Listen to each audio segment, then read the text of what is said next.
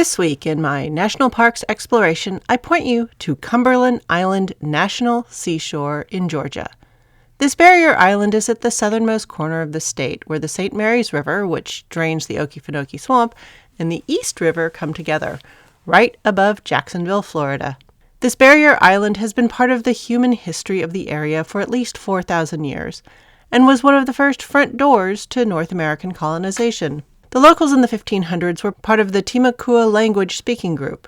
They were fishing and making their way among the rich marshes when the Spanish arrived in the 1550s to proclaim Spanish Florida, to look for silver and claim more souls for His Most Catholic Majesty with the help of the Jesuit fathers traveling with the explorers of that age.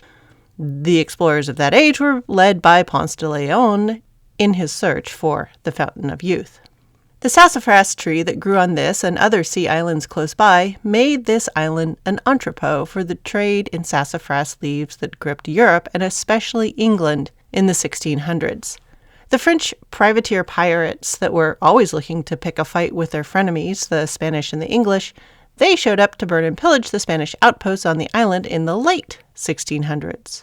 War, disruption of the environment by hunting for the outposts, and the stripping of the sassafras trees, along with the grab bag of infectious diseases the European sailors brought with them, seems to have depopulated the island of its initial several hundred Timucua-speaking inhabitants. The Spaniards, disgusted with the lack of silver and people to convert to their god, meant that they abandoned this sea island for the more cosmopolitan St. Augustine, Florida. In 1733, James Oglethorpe of England rolled up into the area and found it claimed by the Creek or Muskogee Nation, who were later to be relocated to Oklahoma due to the gold rush that would appear in the area about 100 years later. The barrier island would later be a place to transship tobacco out and enslaved Africans in, and the island would become home to Nathaniel Greene of Revolutionary War fame and his Sea Island cotton plantations. Cumberland Island, like most of the barrier islands of Georgia and the Carolinas, show up over and over in American history as home to the natives who greeted the first explorers and places to carry the wild riches out of the continent. As a way to import in an enslaved workforce from across the sea, both before and after the official prohibition in 1808. The last ship pulling into nearby Jekyll Island happened in 1858. Cumberland Island was important as part of the export trade of these cash crops this slave labor grew, tobacco, rice, and cotton, and was an important entry for the drugs brought in from overseas, jacona bark and its resulting extract quinine, as well as opium, as part of the foreign pharmacopoeia that seemed to be required to survive life in this swampy slice of land. Cumberland Island's generally poor prospects as farmland and its isolation meant that it was able to host a fairly thriving freedmen's community for black folks seeking to build a life after the Civil War. Nobody else really wanted it as a farm. These same conditions meant it would also host several Gilded Age mansions built for the Carnegies. These ended up standing side by side on the island with the structures of the descendant of slaves who had lived and worked on and around the island. In the 1950s, the Carnegies began to work with the National Park Service to consider donating much of the island to federal control so it might regain its place as one of the unique natural places of the area. In 1972, by signing a bill voted through the U.S. Congress, Richard Nixon designated almost all of Cumberland Island as a unit of the National Park Service. There are a few private homes remaining on the island that were owned even before the Carnegies showed up in the 1880s, and many of these are designated as lifetime residences. That is, when the current tenant passes, the land will become property of the National Park Service. It is a strange and beautiful place to think about how the things Americans grew and sold and consumed have always been tangled up with Cumberland Island. It now has feral horses and carries few traces of the people that lived there when the Spanish ran aground on it 500-ish years ago. But much of nature is back. So if you can get yourself to the Georgia coast, take a ferry out to Cumberland Island. Walk the trails through those regrown forests and think about all the things this island has seen in half a millennia of voyagers from across the Atlantic setting foot there.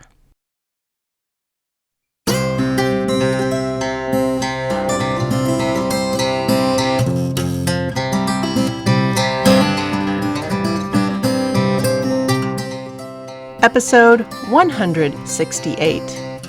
If music be the food of love, are drugs the food of war? Hello, and welcome to the History of American Food.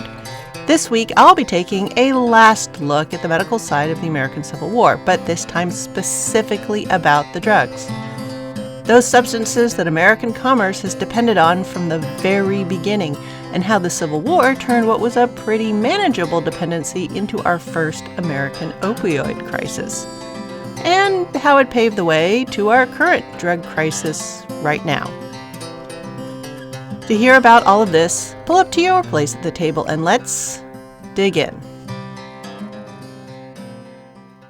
The first thing you need to know is that just as America has been cooking on iron from the beginning, we've also been heavily drug dependent from the start as well.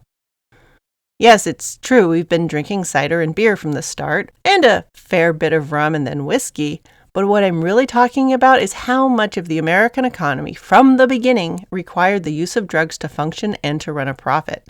Fish, specifically cod, was the first profitable item from the New World. Tobacco was the second, and this was before sugar and before rice.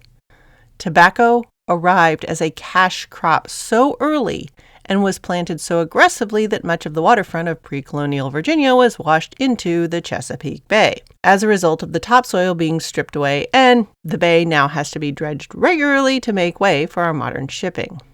One of the early reasons England was intrigued by the New World wasn't cocoa beans and it wasn't sweet potatoes, and silver can be gotten from like anywhere and seem to be concentrated in the South. The first thing from North America to really make an impact in 1600s England was sassafras leaves. We now know sassafras as filet powder, the thickener in gumbo, but in Elizabethan England, it was sold as a cure-all, and the demand was enormous. The American sassafras tree population never completely recovered from the flood of Elizabethan profiteers who chopped down sassafras trees in the American Southeast to strip them for their leaves. Sassafras is a fairly slow-growing tree, and when entire groves were cut down, they simply didn't come back, especially in the face of all of the plantations and timbering activity that followed. Plundering the sassafras groves made the leaf harder to harvest in quality, and this dampened the enthusiasm for it. But what really killed the sassafras madness was tobacco. And tobacco was truly profitable, unlike sassafras, which took years to grow on trees and couldn't easily be controlled. Tobacco, as an annual plant, could be cultivated, harvested, and managed on a predictable schedule. Tobacco was soon used as a sort of global currency and was one of the few foreign products that the Chinese were willing to buy for silver, until they started growing it for themselves. Tobacco changed the entire character of the Chesapeake Bay. The bay used to be deep enough that you could sail a boat up to the shore and tie it to the trees. I mean, I've seen paintings of this. It's mind-boggling. But after that tobacco boom of the 17th and 18th centuries, so much of the topsoil had been washed off the surrounding regions that it basically filled up the bay with all of that land that had been cleared and planted and replanted without rest. So now we have to dredge it, and are occasionally treated to the spectacle of container ships running aground in the water that used to be so deep. American trade also moved a lot of money around as we drank the caffeine from tea leaves and coffee beans, and created and normalized work schedules that demanded the infusion of these sleep-suppressing drugs to keep people productive. Working in the Southeast, and soon flexing imperialism into Central and South America, Americans also needed defense from malarial mosquitoes. The answer to this was South American chinchona bark, which is also known as Jesuit's bark, and contains the chemical quinine. Quinine was an essential medication. It's toxic to the single-cell protozoa transmitted by mosquitoes that feast on our delicious iron-rich hemoglobin. When those protozoa eat up red blood cells, sufferers display symptoms of fever, chills, dizziness, muscular pain, nausea, and a swollen spleen. And all of this together is known as malaria. Untreated, the combination of blood loss and toxic byproducts of the single-cell invaders can often be deadly. In the middle of the 19th century, the trade in Chicano bark moved almost entirely over water. It was imported into East Coast ports and sold by pharmacists, doctors, and traveling salesmen throughout the affected area of the eastern seaboard and the southeast.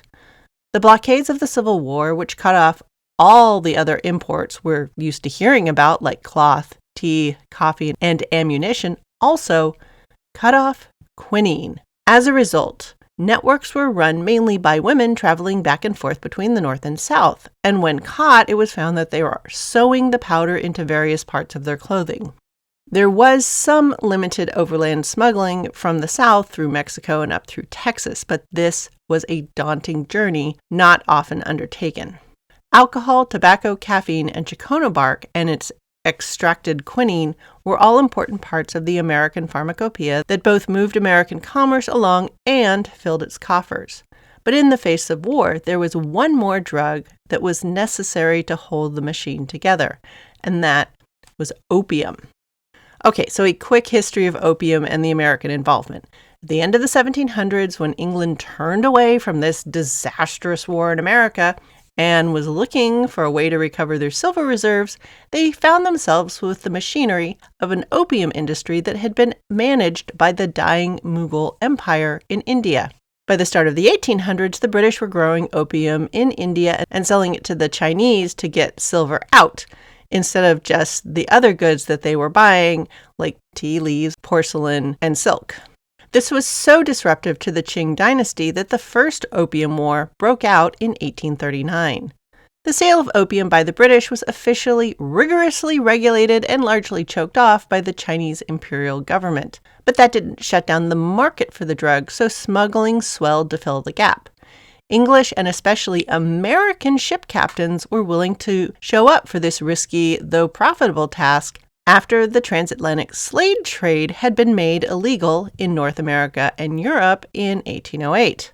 The sort of men looking for high-risk but high-return cargoes turned to shipping opium for the British, working as a fleet of middlemen to deliver the goods from British distribution points into Chinese smuggling entrepôts. During the 18th and 19th century, opium became an essential part of the American medicine cabinet. In a world with no other predictable anesthesia, this was a miracle drug. Ether, nitrous oxide, and chloroform were all in use for surgery starting in the 1840s, but all of them required continuous, skilled application to be effective. All of them are volatile and hard to store and transport, and ether likes to burst into flames at the slightest provocation. Opium, on the other hand, is quite shelf-stable. It can be given as a single dose by even a fairly unskilled person, and it has other benefits. It constipates the digestive system and draws water out of the gut, which means it stops diarrhea. And in a world plagued with dysentery, that is, bacterial infections transmitted through contaminated water that cause digestive systems to function more like a turbo water slide, this could be a lifesaver. As a side note, the order of march during the Civil War usually included a 10-minute break every hour to deal with the fact that a large portion of any company at any given moment suffered from dysentery and needed these regular relief stops.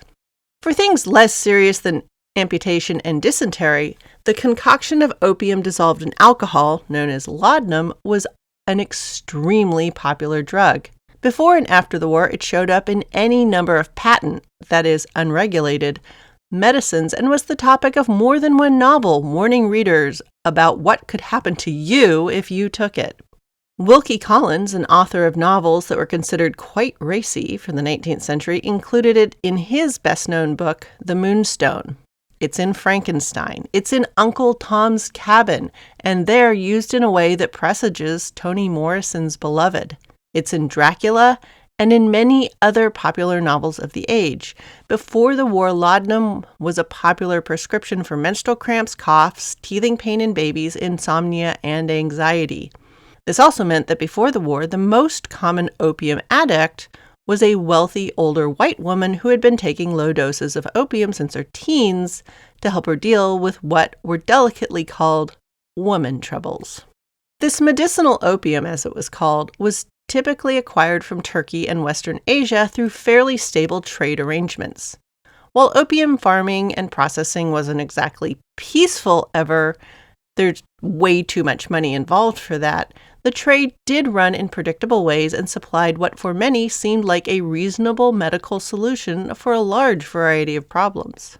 The arrival of new ammunition in the Civil War and the Manea ball produced much more devastating wounds than anything that had come before, and the need for more amputations made opium absolutely essential on the battlefield and in the convalescent hospitals afterwards. And just as advances in ammunition were making wounds more devastating, the arrival of the hollow needle and glass syringe made it possible to deliver opium directly into the bloodstream. Hypodermic injections for more directly delivering doses of the drug, along with the increased use of it, would move addiction from a small problem to an absolutely enormous one. As the war dragged on, opium became more or less war material, and as a result, record amounts of opium were being shipped into and used by people in North America. That meant the predictable and stable sources from Turkey and other parts of Western Asia weren't enough. The North American wartime appetite for opium seemed insatiable. And as a result, some of the Indian opium that typically headed to China started to make its way to North America instead. Initially, opium was brought to California for Chinese gold rush miners and railway workers. Soon it reached white miners reaching for oblivion. This West Coast opium also caught the attention of the procurement officers running supplies for the war. But dealing with Chinese resellers of British opium was a chancy thing, and the need for opium in North America was still not being met. Chinese immigrants moving to the West Coast for the gold rush, many of whom ended up working for the railroad as it headed west, and as a side note, work on the Transcontinental Railroad continued right through the Civil War. I think that's crazy. But some of these Chinese immigrants in California went south into Mexico to farm, and some of them went into business growing opium poppies. This seems to be the origin of the opium trade in Central and South America. In the early days of growing Mexican opium, most of what was grown was used locally for medical needs. Mexicans used opium as well in their medical practices, or it was shipped to California to supply the growing opium economy around the gold rush and for the workers on the railroad. With the arrival of the Civil War, the U.S. government started to make arrangements with immigrant Chinese opium farmers in Mexico to supply the U.S. Army. And remember, at this point, opium is still largely viewed as a miracle drug. It's a commodity, not an illegal substance in America. Unless you're not paying duty when you import it, then you get in trouble. The bans in China came more from the drain on its silver supplies and the destruction caused by the widespread corruption in the bureaucracy, rather than on the actual effects of the opium. In a world where aspirin was still a brand new idea, opium as a painkiller was still viewed as more help than harm.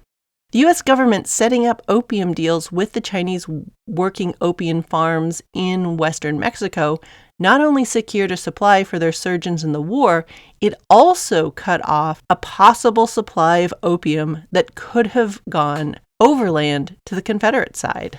But creating such a large supply of opium in the Americas meant that, if anything, it started to become overprescribed. And at the end of the war, there would be an entire infrastructure to grow, process, and transport opium products that was more or less abandoned and left to itself.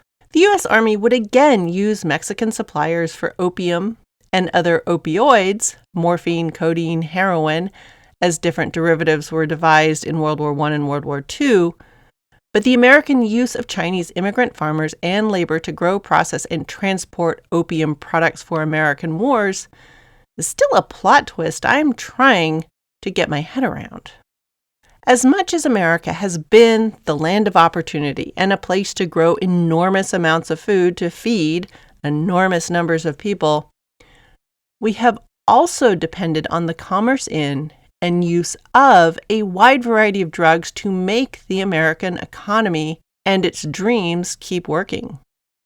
This weaving of drugs into how America works from the very start has created an interesting element in our national design.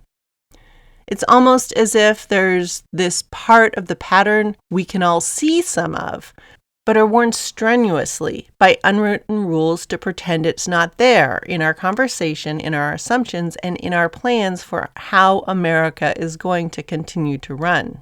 And I think we're starting to trip on our hem. Pretending that things simply aren't so is a national pastime of sorts. And this is just one of the areas that we are exceptionally practiced at it. If anything, the Revolutionary War was powered by tobacco, so nicotine, and the caffeine in coffee and tea. The Civil War needed all of that to go, but added the expanded trade in opium as well. And the American Civil War also created the first massive wave of withdrawal victims. Doctors who had a high incidence of opium addiction as they dealt with the horrors of war were noticing their own symptoms of addiction and withdrawal. They and the nurses in convalescent hospitals were also making note of the same problems in recovering injured soldiers. The first American scientific literature on opiate addiction and withdrawal comes out of the Civil War, but the preferred and most widely spread narrative of the time saw addiction as a moral failing, not a medical condition. No thought was given to the responsibility the Army might have had for creating legions of opioid addicts and then abandoning them to their own devices. And somehow even less thought has been applied to the U.S. creating industrial-scale opium production and trade in Mexico and then just largely walking away from it. And not once, but 3 times. The American Civil War was the first large-scale war in America. In fact, it was the largest by percentage of the population participating that we have ever had, and it is the most marked by war we have ever been as a country. Everyone in America brushed up against the Civil War, either before it happened, while it was happening, or in the aftermath. But it was also something we collectively wanted to forget. Important lessons in transportation, early mechanization, and the indiscriminate use of strong drugs were all there for the learning. But we largely worked hard to forget them or learned the wrong lessons from them. It wasn't only drugs that the Confederates were short on. The story of the South in the Civil War was one of shortage and privation. And most of the attention is paid to things like coffee and tea and wheat flour. Stories abound of chicory or acorn coffee and cornbread substitutes. But the main shortage that caused the deepest privation was salt. And that shortage accelerated the rush to adopt canned foods for the masses after the war. But the South didn't have to starve, and the reasons why are more complicated than you might think. To see what the shortages were and why and where they happened and what solutions people found, tune in next week. Thanks for listening. Any email questions or quibbles will continue to reach me at thehistoryofamericanfood@gmail.com. Word of mouth is still the best way people find podcasts, so if you know someone who would enjoy hearing about how far back America's weird relationship with opium and the Mexican drug industry goes, send them our way. Music for this podcast is Finger Olympics by Dr. Turtle, and you can find me on Threads, Insta, and elsewhere as @THOA Food, and all this information is available in the show description. And yes, I did use my first Shakespeare clip. But given how popular quoting and reciting Shakespeare was during the Civil War, I think I can get away with it.